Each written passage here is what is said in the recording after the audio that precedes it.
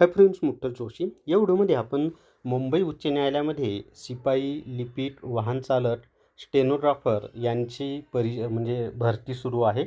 त्या संदर्भात त्यांनी फॉर्म पण भरून घेतले आणि आता पात्र व अपात्र उमेदवारांच्या याद्यासुद्धा त्यांनी प्रसिद्ध केलेल्या आहेत. आता उमेदवार अपात्र का केले त्याची कारणं आहेत. ते मी तुम्हाला व्यवस्थित सांगणार आहे. नुसतं फी ज्यांनी भरली नाही त्यांना अपात्र केलं असं ते नाही आहे. बरेच उमेदवार असे आहेत, म्हणजे 90 ते 95% किंवा त्याहीपेक्षा जास्त 99% म्हणलं तरी चालेल, की त्यांनी फॉर्म पण नीट भरलेला आहे, फीसुद्धा यशस्वीरित्या भरलेली आहे, तरीसुद्धा त्यांचं नाव अपात्र यादीमध्ये आहे. मग असं का झालं? बरं, आता असं झालं आहे, ठीक आहे, ते अपात्र यादीमध्ये आलं आहे. मग आता पात्र होण्यासाठी त्यांनी काय केलं पाहिजे? काय प्रयत्न केले पाहिजेत, की आपल्याला परीक्षा देता येईल यासाठी? तर तीच माहिती आपण या व्हिडिओमध्ये पाहूयात. व्हिडिओ शेवटपर्यंत पहा. या व्हिडिओला सर्वांनी लाईक करा, शेअर करा आणि विठ्ठल जोशी जे आपले यूट्यूब चॅनल आहे ते सबस्क्राईब करा. ज्या विद्यार्थ्यांचं नाव पात्र यादीमध्ये आलेलं आहे त्यांना जर हायकोर्ट पिऊन टेस्ट सिरीज घ्यायची असेल तर प्ले स्टोअरवरून विठ्ठल जोशी ॲप डाउनलोड करा आणि हायकोर्ट पिऊन टेस्ट सिरीज विकत घ्या. याच्यामध्ये 30 प्रश्नांचे आत्तापर्यंत 67 फुल टेस्ट दिलेले आहेत आणि बाकी टॉपिक वाईज टेस्टसुद्धा दिलेले आहेत. 100पेक्षा जास्त टेस्ट यामध्ये आत्तापर्यंत मी दिलेल्या आहेत आणि निश्चितच सरावासाठी परीक्षेला फायदा होईल.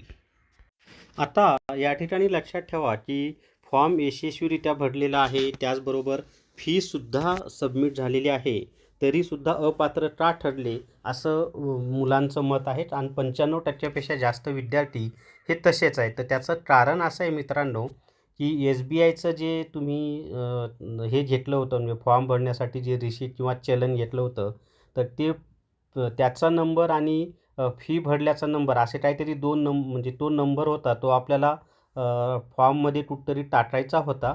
मग तो नंबर टाकताना काही एखादा अंक जरी चुकला ना, तरी तो विद्यार्थी रिजेक्ट झालेला आहे. आणि हेच ते कारण आहे, की जे विद्यार्थी आहेत ज्यांनी फॉर्म पण भरलेला आहे, फी पण भरलेली आहे, परंतु जो काही नंबर होता त्या चलनवरचा, मला वाटते रेफरन्स ID किंवा मग पेमेंट केल्याचं तिथं जे काही क्रमांक येत असेल, तो क्रमांक टाकताना विद्यार्थ्यांची एखादा अंक जरी मिस्टेक झाली तरी त्या विद्यार्थ्याचा जो अर्ज आहे तो बाद झालेला आहे, हे खरं कारण आहे.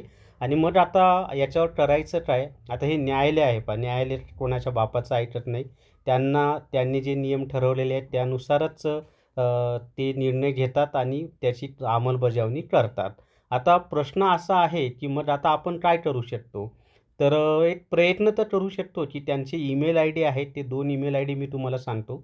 त्याच्यावर एक ईमेल करा. मी ईमेलचा मॅटरसुद्धा टेलिग्राम, माझं जे विठ्ठल जोशी टेलिग्राम चॅनल आहे त्यावर दिलेलं आहे. तुम्ही फक्त तुमचं नाव आणि तुमचे डिटेल्स तेवढेच त्या ठिकाणी टाकायचे आहेत आणि ती सगळी माहिती मी तुम्हाला सांगतो काय ईमेल करायचं आहे आणि त्यांना ईमेल करून पहा. जास्तीत जास्त जर ईमेल गेले तर न्यायालय त्याचा सकारात्मक विचार करेलच की नाही याची गॅरंटी नाही. पण एक प्रयत्न तर करून पाहूयात. बरं, ईमेल करण्यासाठी काही पैसे लागत नाहीत. प्रत्येकाच्या मोबाईलमध्ये नेट असतं. कुठं जायची गरज नाही, काहीच नाही.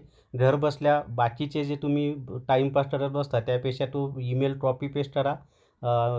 तुमची माहिती टाका फक्त तिथे आणि ईमेल पाठवून द्या. काही झालं तर ठीकच आहे, नाही झालं तर मग तसं आहे, आता काही नाहीच आहे की.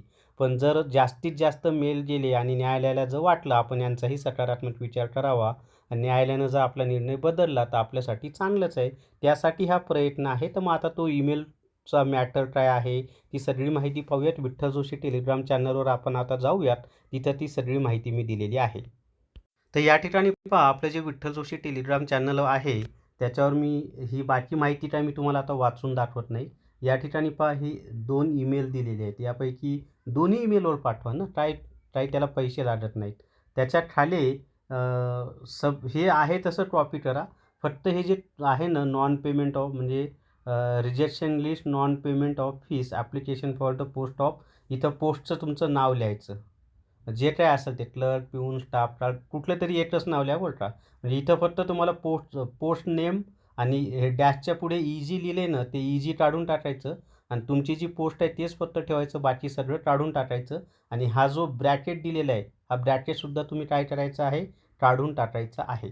त्याच्या पुढे पहा, आता समजा तुम्ही पिऊनसाठी केलेला असेल तर पोस्ट ऑफ पिऊन असंच लिहायचं. हे पोस्ट नेम बाकी सगळं काढायचं. पोस्ट ऑफ पिऊन. जर तुम्ही क्लर्कचा भरला असेल तर post of clerk. Staff car ड्रायव्हरचा भरला असेल तर post of staff car driver असं लिहायचं. समजलंय? बाकी सगळं डिलीट करायचं. ते कट करता येतं. कॉपी पेस्टचाच मेसेज आहे हा. पुढे पहा, respected sir madam, I am writing to bring to. आता हे बाकी वाचून दाखवत नाही, पण इथं पोस्ट नेम इथं परत एकदा तुम्ही पिऊनचा भरला असेल तर पोस्ट नेम काढून टाकायचं. त्या ठिकाणी पिऊन लिहायचं. क्लर्कचा भरला असेल तर क्लर्क लिहा. त्याच्यानंतर आय डी इजच्या पुढे इथं जे ब्रॅकेटमध्ये दिले ना, काय दिलेलं आहे पहा, की युअर ॲप्लिकेशन आय डी, तर ते कट करायचं आणि इजच्या पुढे तुमचा जो काही ॲप्लिकेशन आय डी आहे तो त्या ठिकाणी टाईप करायचा आहे. त्याच्या पुढची माहिती पहा आता. म्हणजे मी करेक्शन काय करायचे ते तुम्हाला सांगत आहे. एवढं तर व्यवस्थित करा बरं का. त्याच्या पुढे पहा, अजून कुठं काय दिलेलं आहे आपल्याला, की इथं ही माहिती पहा, की transaction I D reference number, म्हणजे तुमचा जो काही हे ट्रान्झॅक्शन आय डीच टाकताना मुलांची चूक झाली म्हणून फॉर्म भरला आहे, फी भरली, तरीसुद्धा त्या विद्यार्थ्यांचे अपात्र यादीमध्ये नाव आलेले आहेत पहा. तर इथं तुमचा ट्रान्झॅक्शन आय डी टाकायचा, डेट ऑफ पेमेंट इथं टाकायची आहे आणि अमाऊंट ऑफ पेड या ठिकाणी. म्हणजे इथं काय करायचं माहीत आहे तुम्हाला, इथं transaction I D oblique reference number dot दिला आहे ना, त्याच्या पुढे हे जे ब्रॅकेट दिले ते डिलीट मारायचं आणि तिथं ट्रान्झॅक्शन आय डी टाका. हे डेट ब्रॅकेटमधलं डिलीट मारा, तिथं डेट टाका पेमेंट केल्याची आणि अमाऊंट पेड इथं जे ब्रॅकेटमध्ये अमाऊंट दिलं आहे तिथं किती अमाऊंट पेड केली ते लिहा. त्याच्या पुढे पहा, आता हे तर बाकी दिलेलं आहे आणि खाली मग परत ॲप्लिकेशन आय डीच्या पुढे हे ब्रॅकेट काढून टाका, तिथं तुमचा ॲप्लिकेशन आय डी लिहा. रजिस्ट्रेशन मोबाईल नंबर काढून टाका, तिथं तुमचा मोबाईल नंबर द्या. जो तुम्ही ॲप्लिकेशन करताना मोबाईल नंबर दिलेला आहे तोच द्यायचा, नाहीतर गर्लफ्रेंडचा द्याल तोच द्या इथं. त्याच्यानंतर रजिस्ट्रेशन ईमेल आय डी, इथं फॉर्म भरताना जो ईमेल आय डी दिला होता तोच द्यायचा आहे. अशा पद्धतीनं तुम्ही ती माहिती एडिट करून मेल करा. ते 2 मेल आय डी दिलेत त्याच्यावर. फायदा झाला तर पाहूयात, नाहीच झाला तर मग तसं आहे, आताही आपण अपात्रमध्ये आलेलोच आहोत. पण 2 मेल टाकून जर काही पॉझिटिव्ह सकारात्मक विचार झाला तर आपल्यासाठी आशेची बाजू असेल, चांगली बाजू असेल, कारण तुमची फी तर कटलेली आहे. मग फायदा झाला तर ठीकच आहे, तसंही नाही झाला तर मग आपण असंही पात्रच ठरलेलो आहोत.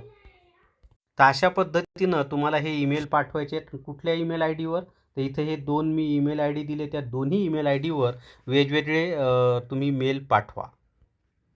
बी पब्लिकेशन पुणे यांनी उच्च न्यायालय प्रश्नपत्रिका संच 5000+ हे पुस्तक प्रसिद्ध केलेलं आहे.